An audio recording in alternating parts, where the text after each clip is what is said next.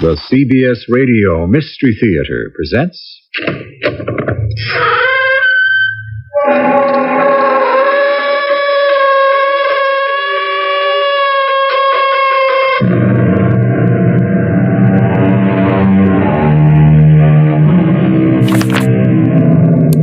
Come in. Welcome. I'm E.G. Marshall. Remember the jingle? The world is so full of a number of things, I'm sure we should all be as happy as kings. Not so long ago, to be a king was to be everything a man could aspire to. However, these days, the whole business seems to have turned sour.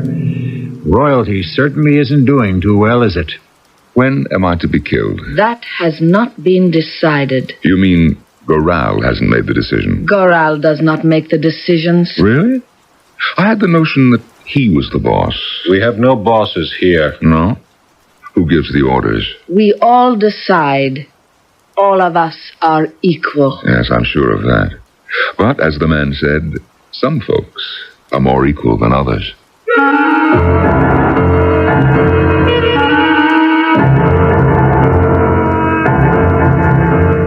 Our mystery drama, Relax and Enjoy It, was written especially for the Mystery Theater by Sam Dan and stars Norman Rose and Roberta Maxwell. It is sponsored in part by ARM, Allergy Relief Medicine. I'll be back shortly with Act One.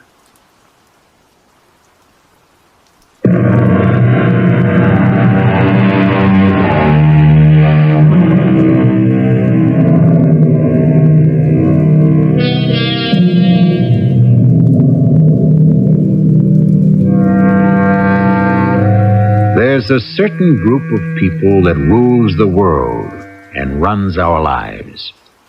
It's a mysterious conglomeration known as they. They make all the decisions. They form our opinions and mold our tastes. And how does one become a they? Is one elected, appointed? Or does one just wake up one morning and discover that one has somehow achieved theyhood, if I may coin the term? At any rate, we have here the story of a man who is very definitely a they. It is one of those crisp, clear, crackling autumn mornings in New York City. As the sleek, expensive-looking limousine pulls up to the curb, Mr. Curtis Alexander Arnold steps forward from the doorway of the luxury high-rise apartment building. With a bow and a salute, the doorman ushers him into the car. Good morning, Crandall. Good morning, sir. You're not Crandall. No, sir. Where's Crandall? He's ill, sir. What's the matter with him? I don't know. Well, who are you? Smith, sir. Smith? Mr. O'Boyle hired me last week. To do what? Handyman on the Long Island estate. Handyman? Yes, sir. And relief chauffeur and so on.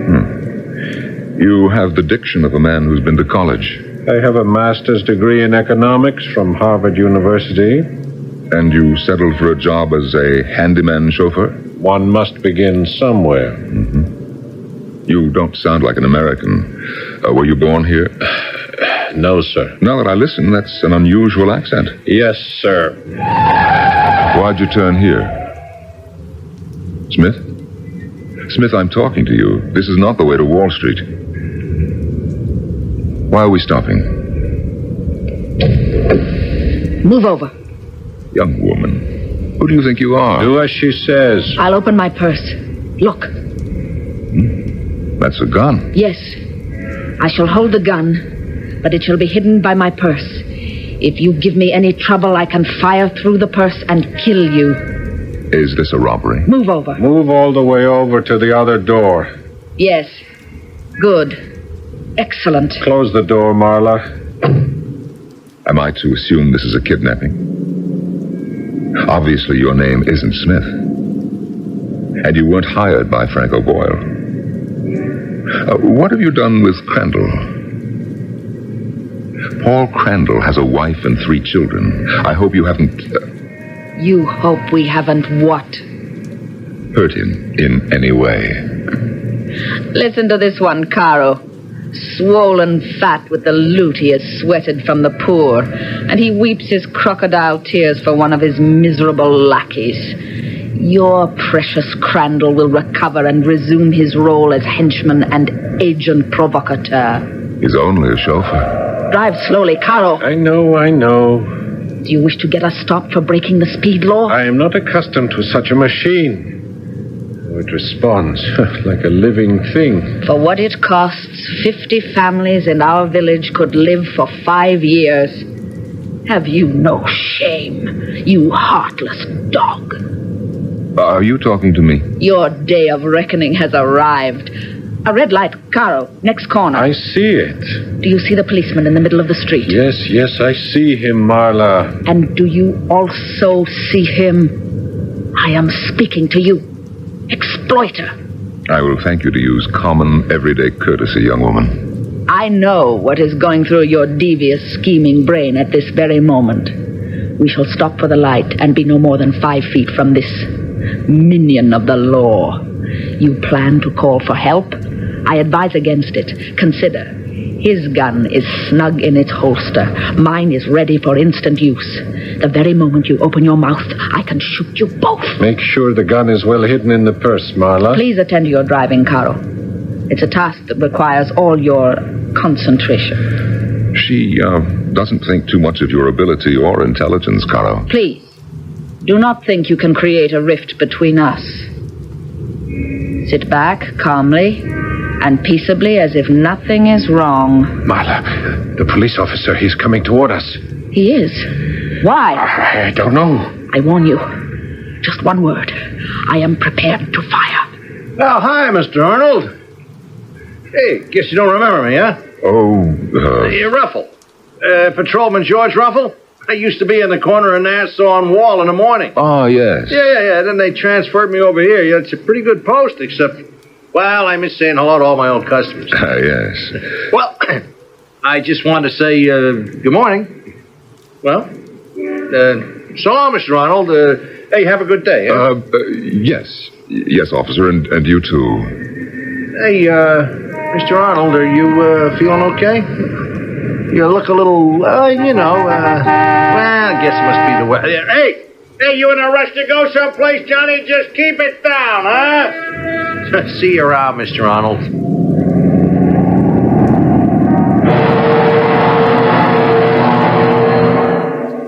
is a special news bulletin.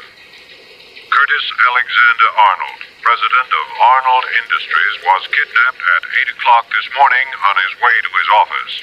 These are the only details we have at the moment.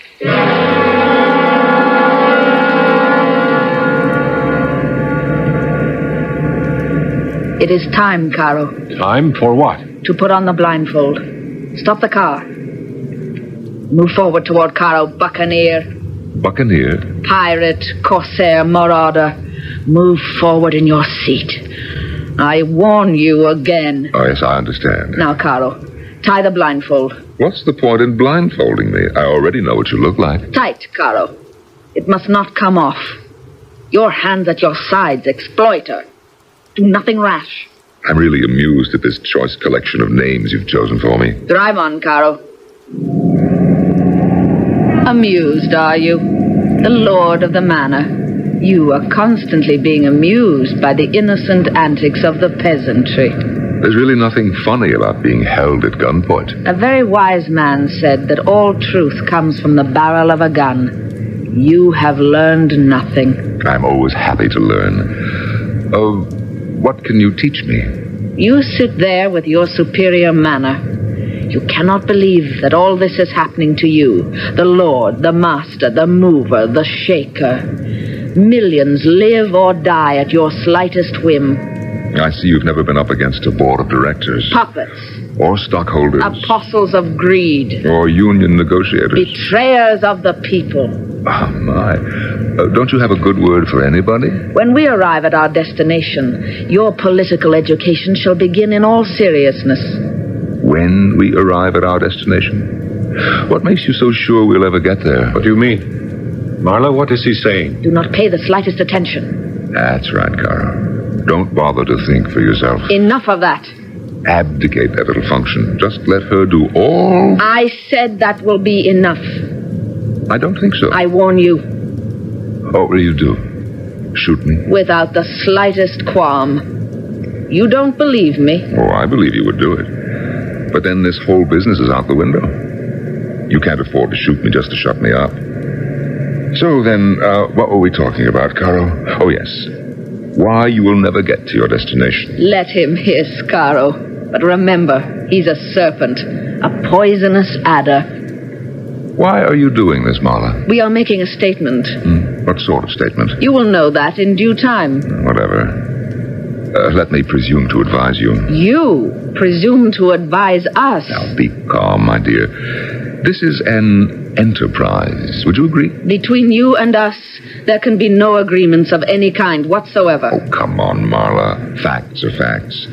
Now, I happen to be an expert on enterprises, and they all have a great deal in common. Success depends on superb planning. Yours leaves a great deal to be desired. Merely to prove you wrong, Caro formed an acquaintanceship with your chauffeur, Crandall. Oh, I understand that. He learned the name of my estate foreman, Frank O'Boyle. He learned Crandall's routine, and this morning he got Crandall out of the way, and the rest we know. However, it's not too late to call it off. Why should we? That is, provided Crandall is all right. Now, you could let me off at the corner. I could hail a cab, and there's no harm done. I find it difficult to believe my ears. Here you are, helpless and a prisoner, and you presume to dictate terms. Your arrogance is almost admirable. Where are we going? You will know when we get there. Don't bet on it. Don't bet on getting there, either. Your plan is starting to sag in the middle. What do you mean by the middle? Do not encourage this conversation, Caro. He is attempting to corrupt your resolve. Are you afraid his resolve isn't strong enough to withstand a little corrupting, Marla? I warn you to be silent. Or you'll what? You can't shoot me. So, you see, Caro, here is where the seams begin to show in this enterprise. Be careful, Caro. He's nervous. Shut up. You can tell by the way he drives. He's, having second thoughts. That isn't true. Caro is no fool. He's starting to have some doubts. Isn't that so, Caro? That's completely untrue. Does she always answer for you? Tell him what kind of man you are. Well, go ahead. She's just given you permission to speak. Where do I turn south, Marla? You know perfectly well. Just beyond the third intersection. Well, what's the matter, Caro? How could you forget?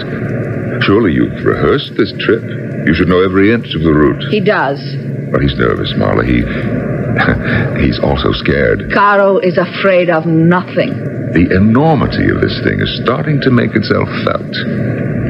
Now, I don't know what your plan is, but I do know this. You've been out on the street too long. What do you mean? Caro. Well, it's a legitimate question. Don't speak to him. Say nothing. All I'm saying is you've been out on the street too long. I'm already 10 minutes late for my office. How long before they discover Crandall's body? We did no harm to him. Caro! Yes, but you did have to quiet him somehow. You admit that. For how long will he be out of the picture? Is he in a position to call the police, even now? You are not clever enough, Mr. Despoiler of the people. You know, you call me names because you're frightened. You have a great deal to be frightened of, too. Right now, every police officer in the city has a description of this car. Drive faster, Caro. But if I go faster, I shall attract attention. We do seem to be impaled on the horns of a dilemma, don't we? It was Goral who chose the place. Do not mention names. I knew he couldn't be trusted. Maybe he intends to betray you. Maybe he's alerted the police. The fact is, Goral did pick a faraway place, Marla. Why did you trust his judgment? You know, maybe, just maybe she's still in love with him. I am not. How did you know? You mean it's true? Is it true, Marla? You said you loved me. I do. It's over between Goral and me. Or are you using me to do this dangerous, dirty work. What do you think, Caro? Shut up! Listen. The police. Oh, I will not be taken alive. How does that sit with you, Caro? Do you want to die, or do you want me to get you out of it? How can you get me out of it? Don't listen to him, Caro. Now you shut up, Marla.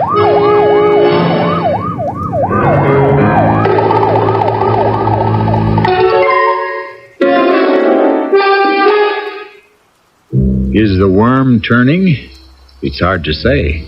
We'd have to know first who Caro is and also who Marla is. But it does seem that we may have the shortest kidnapping on record. But what kind of kidnapping is it supposed to be? Questions. And while we will ask even more questions in Act 2, we shall also provide you with a few answers.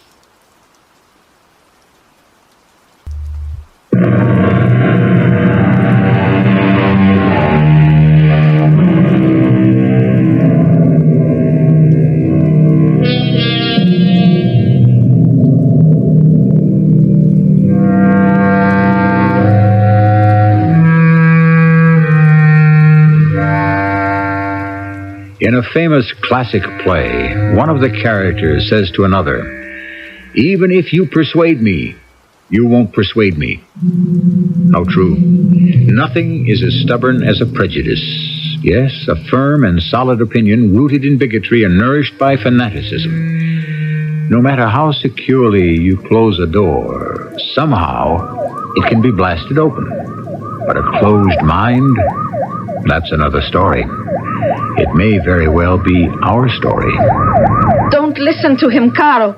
It depends on Crandall, if he isn't badly hurt. Is he? Now answer me, Caro. You're almost out of time. No. Good. Now, I'll tell the police this was all an experiment to test my security arrangements. Don't believe him, Caro. Pull over. You can't trust him. You can't get away, Caro. He's lying. You have to trust me. Is this the end? The end of the hopes, the dreams, the struggles?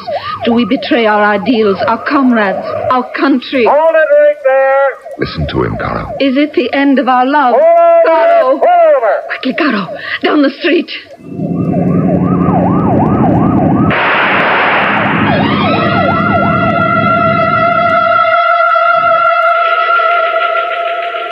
Here is the latest news bulletin on the Arnold kidnapping. Mr. Curtis Alexander Arnold was within a hair's breadth of rescue when his car was recognized by the police just minutes ago. However, the kidnappers recklessly stormed through a one-way street and managed to avoid capture. They have been positively identified as a man and a woman, both young, slender, dark-haired.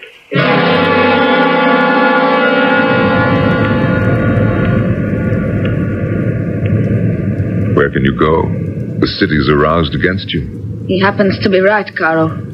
This car can be too easily identified. The longer you persist in this thing, the more chance of someone getting really hurt. Then it'll be too late. Over to the curb, Caro. Quickly. Now, Caro. See? What is it? That car. The sedan in front of us. The woman has just left it. She did not take her keys. We'll change cars. It won't help. Go ahead, Caro. Get behind the wheel. Very quickly, Caro. She has gone into that store. Now you, pillager. That's a new one. Open your door. Step outside. And beware. I can and will shoot you without blinking an eye.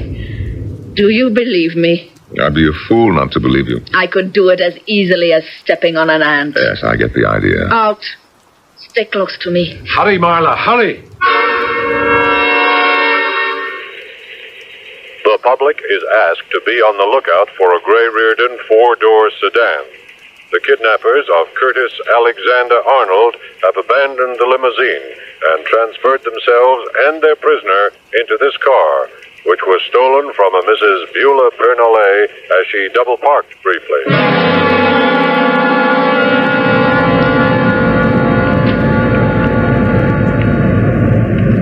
Well, what are we going to do? Keep switching cars indefinitely? That is not a concern of yours. That lady has already reported the stolen car to the police. He's right, Marla. There's still more than a mile to travel through these streets. Why did Goral choose such a faraway hiding place? Goral is our leader. Every police car in the city is alerted by now. I know. It's falling apart. Do you know why? Be quiet, you capitalist pig.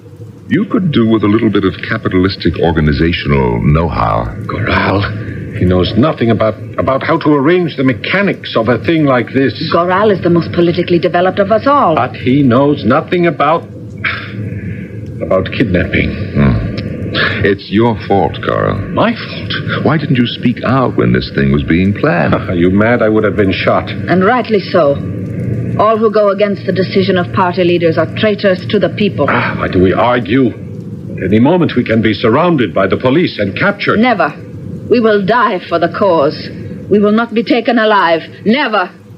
That doesn't sound too good. But first, we shall kill this dog in order to make our statement to the world. What statement is this? That there is justice, that retribution, swift and terrible, shall avenge the ancient wrongs perpetrated upon the never peoples mind. of... I'm sorry I asked. And then we shall save the last 2 bullets for ourselves. Do you go along with that, Carl? Caro also took the oath. I don't know. I seem to sense somehow, Caro, that you are not really enchanted with the idea. We are not afraid to die. Yes, well, somebody has to use some brains and prevent a bloodbath on the streets of the city. Pull over to the curb, Carl. You do not give orders here. Marla, you're giving me a very hard time. Keep it up and I'll wash my hands of the whole business. You want me to get past that police barricade? What police barricade? 2 blocks ahead, Marla. Police cars. Ease over to the curb, Carl. What are you going to do, Caro? What would you advise him to do? Your only chance to make it now to wherever you hope to go is to try to get there on foot. He's right, Marla. Why is he telling us to do this? Obviously, I don't want to get killed in a shootout. You are playing a game. A devious, desperate, treacherous game. You have an ulterior motive. Perhaps I have. See, the pig admits it. I happen to be a man of unsurpassed vanity. I'm amused by the fact that even though you are kidnapping me, you'll have to fail unless I choose to rescue you. Writhing desperately in its death struggle, capitalism still seeks to pervert, corrupt, delay, yes, even to poison the efforts of the toilers. What is the point in making these fine, bold, revolutionary manifestos? Nobody's around to write them down and preserve them for posterity. Here is my plan, Caro. The 3 of us shall leave the car and proceed on foot. Your plan? He will walk between us. And remember, I still hold this gun in my purse. You capitalist. Well, what's the matter? You can't think of a name? How about Viper? Capitalist Viper. It has a deadly, ominous sound to it, and it implies a silent, secret sort of menace. Shut up! Once again, the kidnappers of Curtis Alexander Arnold have eluded the police. The stolen car has been abandoned less than 2 blocks from a barricade. At this point, police have no clue as to the whereabouts of the kidnappers. All citizens are urged to be on the lookout for a trio which consists of 2 young people, a man and woman in their early 20s, slender and dark-haired. Mr. Arnold is about 50, 6 feet tall with gray hair.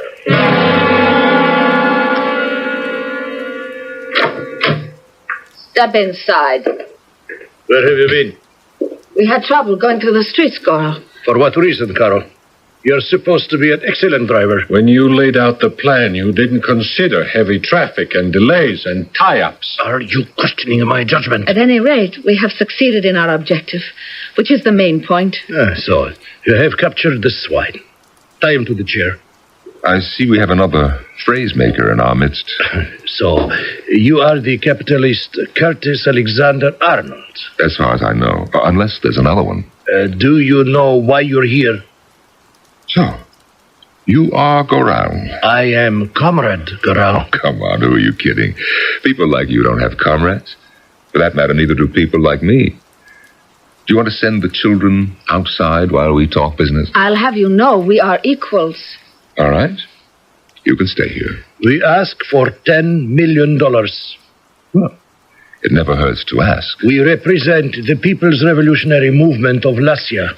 I beg your pardon? Lassia, it's on the eastern coast of... Yes, I know where it is. And you should. Leeches like you have sucked the blood of our people for the last 100 years. Well, cutting through all that, $10 million seems a lot to ask. Could we negotiate that figure? No. Well, I'm not sure I'm worth $10 million to anyone. Well, that is entirely possible. Yes. Then why not be realistic? If your people do not pay the 10 million, we shall shoot you. And this will serve notice to the capitalistic community that each of you has a price on his head. Your personal fortune is worth more than $10 million? Yes, Caro, it is. Wouldn't you be willing to pay the money to save your life? Save my life? Certainly. Then there is no problem. Well, I'm afraid there is. What sort of problem? Why don't you ask Goral? Is there a problem, Goral? We did not bring this swine here to hold a discussion. She's asking a legitimate question. You're evading the issue. Now, why don't you answer her? I decide which questions are legitimate and relevant. Well, then suppose I answer it. It doesn't matter if the ransom is paid or if it isn't paid. As far as you're concerned, I am not going to leave here alive. Well? Is that true, Goral? All decisions shall be determined by revolutionary necessity. But that doesn't answer the question. It does. There you are, Carl. But if he pays the ransom, why does he have to be killed? Do you realize that you are making a counter-revolutionary statement? But, Goral... If you persist, I can have no choice but to begin to doubt your political reliability. Why are we arguing about this now? Why? Why are we arguing about this at all? Come, Caro. When the time comes to do the right thing, the People's Revolutionary Party has every confidence that you will do it. But... Gladly, unquestioningly, with true revolutionary ardor. You will, Caro, won't you?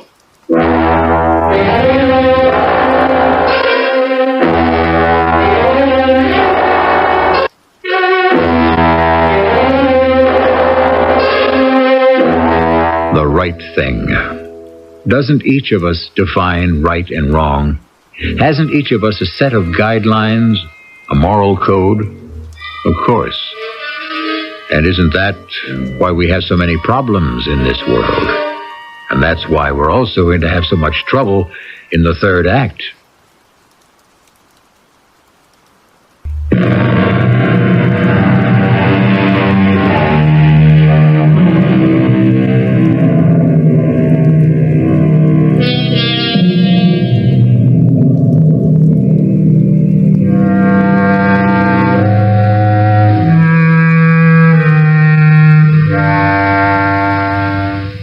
He that hath a wife and children hath given hostages to fortune, or so said Mr. Bacon. But doesn't it go even deeper? Isn't each and every one of us a hostage to an unpredictable fate or some random chance? Who can predict what awaits us just beyond the horizon? You will follow the orders of the People's Revolutionary Party, Caro. Of course he will. Now, just a minute, Marla. Yes? We said there wouldn't be any violence. When did we say that? At the meeting. Who made that statement? Well, I don't remember exactly who, but it what? seems to me that is what we imply. Oh, my dear boy. Don't use that patronizing tone. I'm as old as you are, and I was in the movement before you were. Why do we have to have this argument now? Besides, you have already done violence, Caro. Me? Never. When? The chauffeur Crandall. What about him? You killed him. Who says I killed him? How did you get the uniform and the key to the car? I didn't have to kill him to do that. You mean you didn't kill him? Of course I didn't kill him. But you were supposed to kill him. Nobody ordered me to. Did there have to be an order? It was understood. Now the men can identify you. You have begun badly. And you are going to obey the orders of the party completely without reservation. Of course he will. We shall arrange for the ransom. And when I come back here, this pig must be killed. You must understand, Caro. You are with the people or against them. There is no middle ground.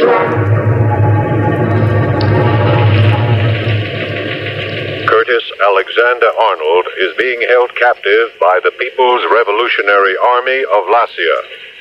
Little is known of the country or the people because of its remote location. They are demanding $10 million in ransom.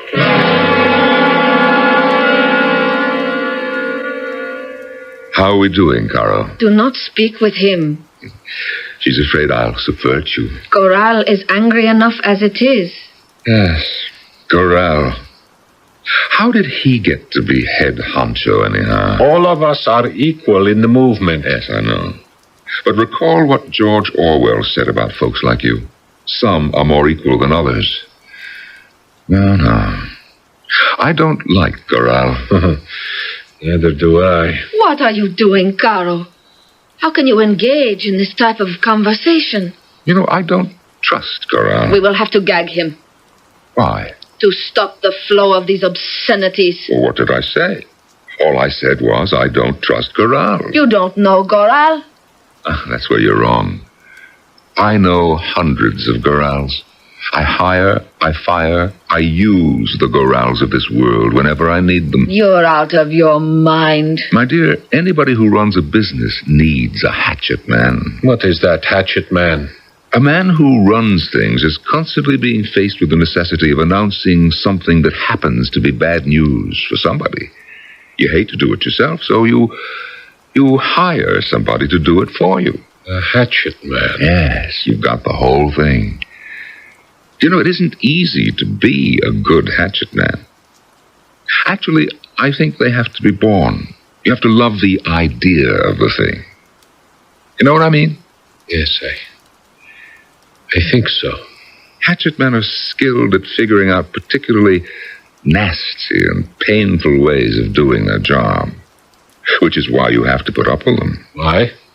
Because they make themselves so thoroughly hated personally that everyone forgets that they're only carrying out your orders. This nasty capitalist cynicism. Now, let's get down to cases. Caro, are you going to shoot me? We will do what is dictated by the people's necessity. And who determines the people's necessity? The people. And how many people are there in Lacia? 5 million. Oh. And all 5 million of them have made this decision to have me killed. We have made the decision for them. Oh. Well, how could you do that? Because we represent the people. Oh. Well, what you're saying is the people of Lacia elected you and empowered you to arrive at decisions of various kinds. The people of Lacia do not have the right to vote. Oh. I see. However, if there were a free election, the overwhelming majority would vote for us. What makes you so sure? Isn't it obvious? To vote against the People's Revolutionary Army would be against the interests of the people. Do you also buy this nonsense, Carl? How dare you describe this as nonsense? He's as wily as a serpent, which explains how he became one of the richest men in the world. Oh, no, really. I am one of the poorest. Don't take us for fools. I know you have contempt for humanity, but give us credit for a little bit of intelligence. I give you credit for a great deal, Marla. You see, I have very little. You have hundreds of millions of dollars. You control billions more. That's true. Well, that may be true. Then how can you say you have very little? I have no children. I had a boy once and a girl. Today they would have been as old as you are, but they died in an accident. Do you expect us to have sympathy for a man like you? I have no wife. You lie. Her pictures are constantly in the newspapers. We see very little of each other. Yes, go on. Really? I wonder why I'm telling you this. Because you think to distract us. Perhaps to arouse our sympathy. And maybe you could if you hadn't caused so much misery and suffering for others in this world. Well, I think I'm talking like this now because suddenly, everything else is stripped away. I'm completely at the mercy of a trio of fanatics. We are not fanatics. I could conceivably be dead before the day is over. No, we all have to die sometimes. Except, of course, Goral. He's probably made a pact with the devil. Anyhow, now I am clear of all the distractions of power. It's a remarkable feeling. I don't know what to make of it. Has Goral delivered the ransom message by now, do you think? Yes, I would think. Well, they won't pay it. I'm not worth it to anybody. Even if they believed you would return me alive, they wouldn't pay it. Why do you say that? Because every one of us is expendable, Carol. When you fall from power, you cease to exist. My wife and I no longer love each other. Oh, a great deal of that's my fault, but she isn't going to move heaven on earth to get me freed. As far as my company's concerned, I'm only an elected officer. You have no idea how many people want my job and believe they could be better at it. But Caro, I am the prisoner of my own image. I don't understand. I'm known as a hard charger. Yes. A two-fisted, no-nonsense gut fighter who goes for the jugular. And so... And so what? They would say, Kurt Arnold would never stand for it. Tell them all to go to hell. Don't pay these punks. Don't hold still for blackmail. Well, which one of you is going to knock me off? Goral ordered you to do it, but, Marla has the gun. Goral did not order this. He didn't? But it sounded pretty much like an order to me.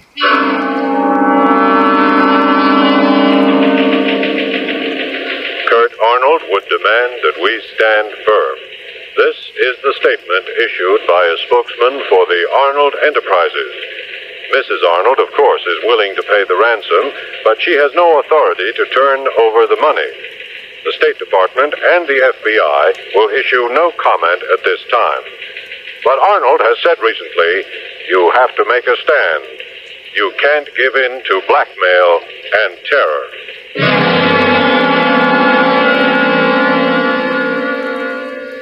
What can be keeping Goral? What do you suppose? He's up to some mischief or other. Marla. What is it? I wish I did not have to... Poor Cara. You really don't want to kill me, do you? But she's going to talk you into it. You be quiet. She's going to talk you into it, Cara. Caro, it was you who brought most of us into the movement in the first place, remember? You saw the evil in the system long before anyone else. Isn't that true? Is it, Cara? The discoverer, the inventor, always gets cheated, displaced. Someone else always takes over and gets the glory. You were the one who taught us the concert of the people's necessity. All right, Goral says it now, but those words were yours originally. I think she's getting to you, Cara. The end, Caro. Keep the end in sight. We must erase the exploiters from the earth. Then, and only then, can there be true freedom, real liberty. You said all that. She's got you there. The new world. Any world can only be born in turbulence and agony.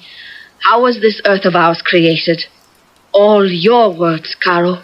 I could give you a job in my public relations department. So he has to be killed. Not because Goral says so, but because history demands it. I don't think you're going to do it, Cara. Even you wouldn't, Marla. Really? The two of you are basically decent people. You come from a country where people are poor and things are tough. You're idealistic enough to think that you've found a way to make living conditions better. I admire you for it. See how he patronizes us. See how he reduces us both to the status of innocent children. We must do our duty. Well, Caro. Yes. I know what that yes means. She hasn't convinced you of anything. She's giving you the woman's promise. In your heart, you know this revolution of yours is a fraud. That's a lie. I don't blame you. She's beautiful. Goral! We must move quickly. Why? Have the police... This news has created a sensation back home.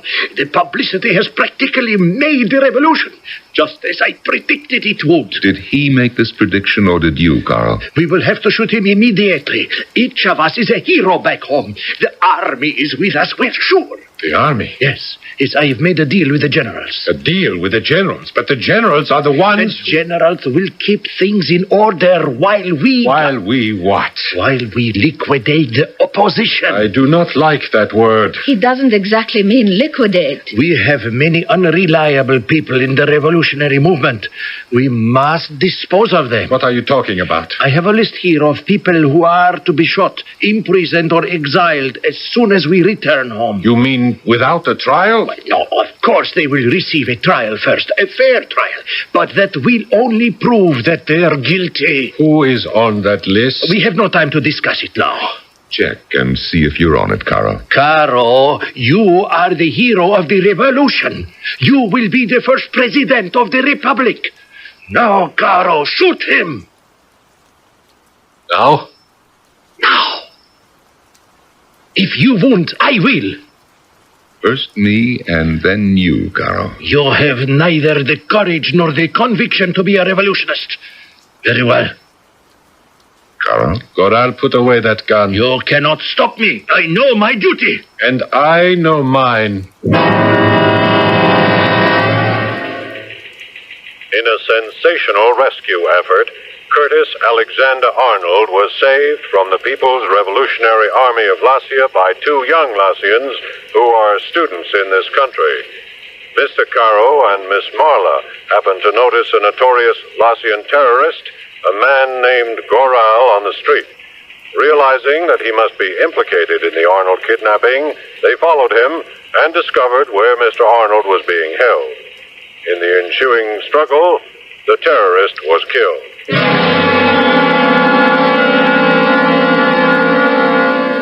What are we to do, Caro?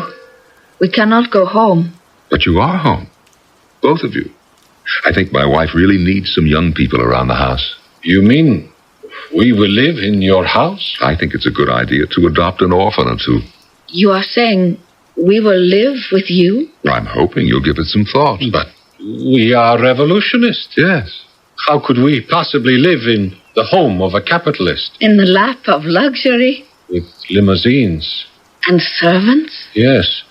How could we ever possibly learn how to do that? How? It's really very simple. Just relax and enjoy it.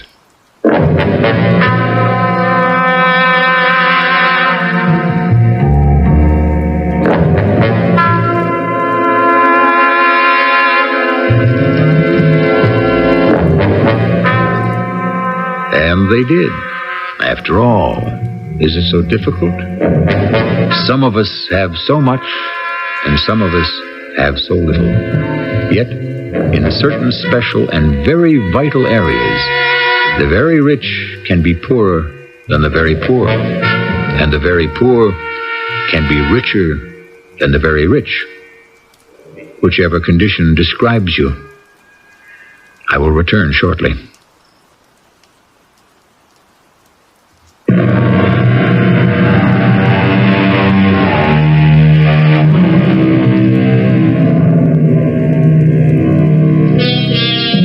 Hostages. It's a word in a situation that appears with greater frequency in the news bulletins of our time, and we think of the hostage as someone who is being held at gunpoint by some desperate terrorist or demented criminal. And yet so many of us are held hostage by things that are deep inside ourselves. We are held hostage by fear, ignorance, hatred. Our cast included Norman Rose, Roberta Maxwell, Paul Hecht, and Earl Hammond. The entire production was under the direction of Hyman Brown. This is E.G. Marshall inviting you to return to our Mystery Theater for another adventure in the macabre. Until next time, pleasant dreams.